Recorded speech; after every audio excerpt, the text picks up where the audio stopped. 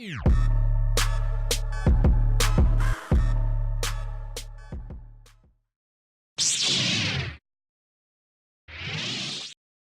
what's up and welcome. I'm the one and only WestCoastKing, and welcome back to Major League 90, where we are talking Major League Soccer once again. And we had a lot of games this past week. We had nearly a full slate of games on Wednesday, and then a full slate of games again on the weekend. Tons and tons of matches going down. A lot of teams played more than once this past week, and we got a lot of stuff to get to. But I want to start off here today by talking about easily the best game of this past week. And it took place on Friday, the only game that happened on Friday, and it was the 1-1 draw between New York Red Bulls and Toronto. Toronto came in on a 6-game winning streak, just a mad winning streak in this league. That just does not happen very often. New York came into this one at home. They were playing at Red Bull Arena. They were coming off of a rare home loss. So two teams going slightly different directions there. But it was one of the best games of the season so far by any means. It was just a fantastic game. New York Red Bulls got the scoring started early. BWP, Bradley Wright Phillips, great goal. Great goal for New York. One of the best goals he scored for that team since he's been there. A nice little bicycle kick type of a goal. It wasn't a full bicycle. He didn't like jump up and like backflip and kick it in or anything. More of like a falling away kind of a bicycle kick, but still very, very impressive. Not easy to pull off. But Toronto stayed in it, as good teams do. They find a way, they battle back, they stay in the game, and they did get the equalizer on the 70th minute with Benoit Cheroux. Just a great reaction header, though, by the way. It was a very underrated goal. The reaction time it took to actually get that and pull that off was very impressive. If you haven't seen that goal, go check that out. Go check out the highlights from this game altogether. They're absolutely insane. And from that 70th minute on, the last 20 minutes of that game, utter madness. Utter freaking madness. So many chances coming in for both teams. We had a penalty controversially called, but then saved by Luis Robles. Altidore wasn't able to put that one away. Probably should have been a penalty anyway. So again, ball don't lie unless you have a crappy ref that gives the penalty again for no reason, but not going to get into that again. And then later, Toussaint Ricketts, who's been the hero for Toronto in their last couple of games, scored 2 goals 2 games ago to get the win 2-1. Got the game winner last time out. Very nearly did it again, but he hit the crossbar on his attempt. And then very, very late in the game, Toussaint Ricketts does hit the back of the net. The shot comes in from the edge of the box. It's saved by Robles. Falls to Ricketts. He taps it home. Toronto have the 2-1 lead, but it's waved off for offsides. And I had to watch this multiple times to just try to get an understanding of how that was offsides. It wasn't Ricketts that was offsides. He clearly was not. Instead, when the shot came in, it went past one of the other Toronto players, Raheem Edwards. He lifted his foot to get out of the way of the ball, had no impact on the shot or the play at all. Robles went down and saved it pretty easily, but the rebound came to Ricketts and he tapped it home. The player offsides had no impact on the play at all, and it was still given as an offsides play. Despite him not having any impact on the play and trying to get out of the way of the ball, still an offsides call. If that is indeed the correct call, I have a problem with the rule itself because that just didn't make any sense at all. I'm sure Toronto fans feel pretty hard done by that call. And the result itself, Toronto probably should have won that game with all the chances they had the second half. But Robles had a fantastic game for New York Red Bulls, and the Red Bulls held on to get a 1-1 draw. You just wouldn't expect them to lose 2 games in a row at home anyway, but Toronto very nearly had them there.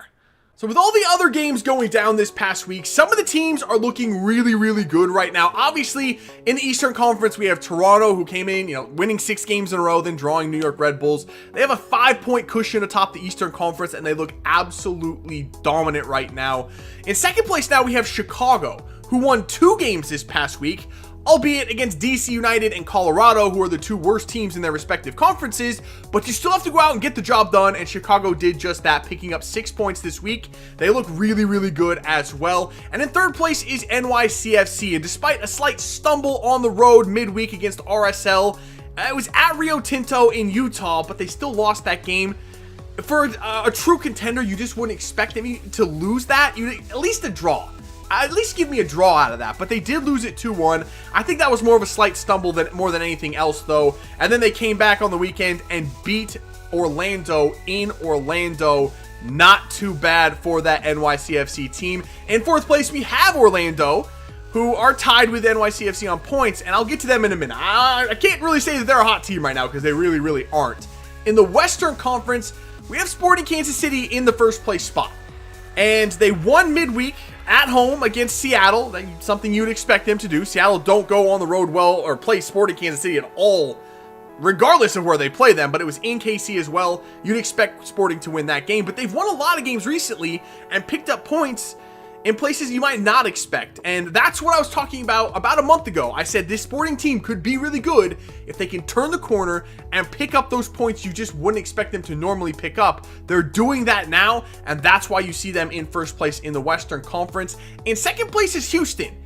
They're an interesting case study. Absolutely dominant at home, have lost every single game on the road so far. I don't know. I don't know what to think of Houston. You guys let me know. I mean, can Houston really make the playoffs going about it this way?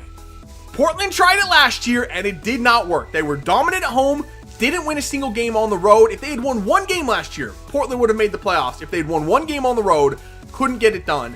Can Houston do it this way? Can they be a playoff team playing like they do on the road? Honestly, I don't know. They're so good at home. I want to say yes, but they got to show me something on the road. Eventually, they got to get a win. Even the worst teams in the league fluke themselves into a road win every once in a while. Houston's got to at least get one.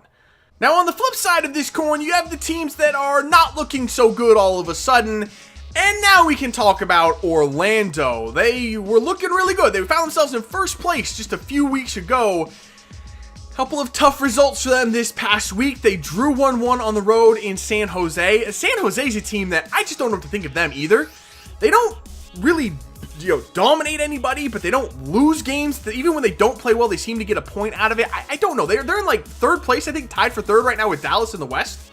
No idea what to think of San Jose either, but Orlando gets that draw on the road against San Jose, and then they come home on the weekend and lose 3-0 to NYCFC in a game that NYCFC just dominated them.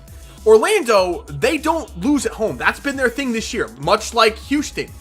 I just don't think it's sustainable for a full season. You can't go a full season and not lose a game at home.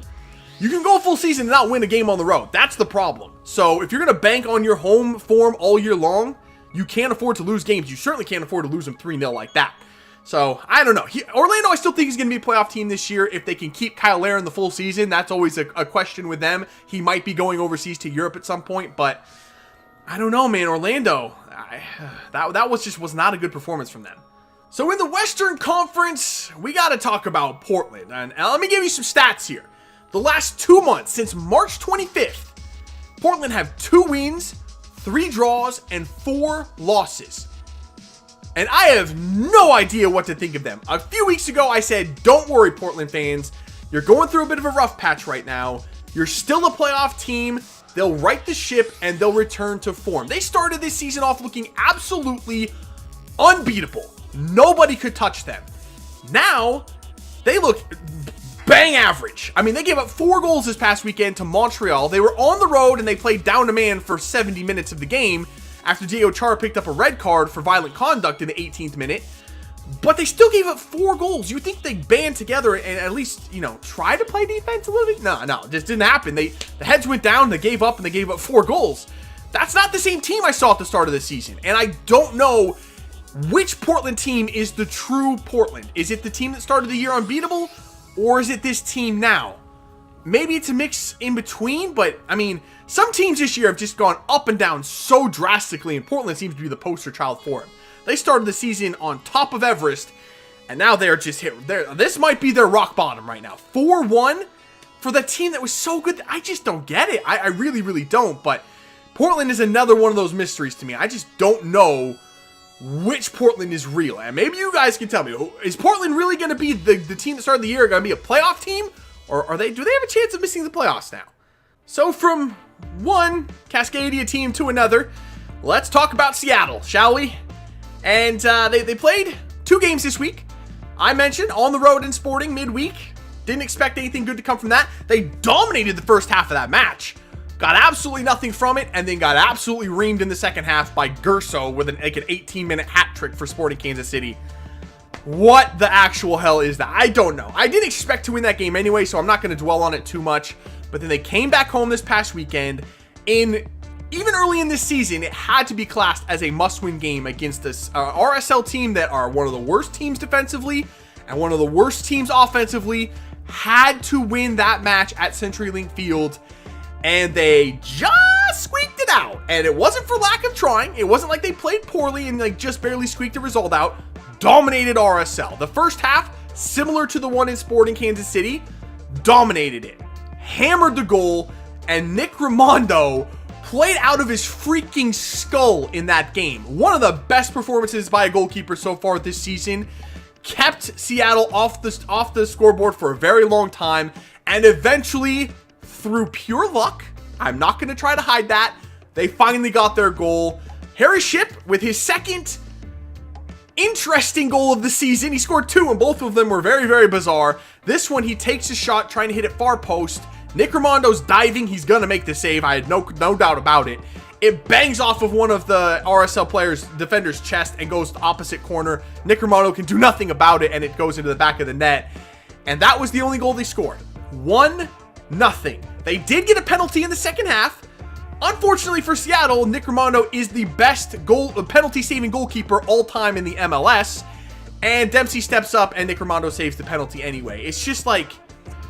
oh, just so unbelievably unlucky so far for the Seattle. They play so well at times, and they just come away with nothing to show for it most of the time. I don't know why that is, why nobody can find their goal-scoring boots, but for God's sakes, it's getting a bit ridiculous. That game, after that game, you could just feel the entire stadium just exhale, you know? Wow, we got the win. Thank God. Let's try to keep that momentum going. They should have won that game 4-0. Just bad luck. And Nick Rimando. That's the only way to describe it. And that's been the story all season long. It's getting a bit ridiculous at this point, but at least we got the win for that one. And also, before we move on to the 3 stars, I forgot to mention this, and I have to throw this in there because I've been bagging on him all season long. Gustav Svensson had a good game at center back for Seattle. I always say give credit where credit is due. I said he's been shocking all season long. He had a good game. I'll give him that. Gustav Svensson finally had a good game for Seattle. So on to the 3 stars now. And honestly, I wanted to give out 3 stars for 3 unfreaking believable goals scored this past weekend.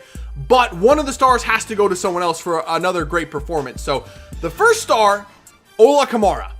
What a goal, man. Maybe goal of the season.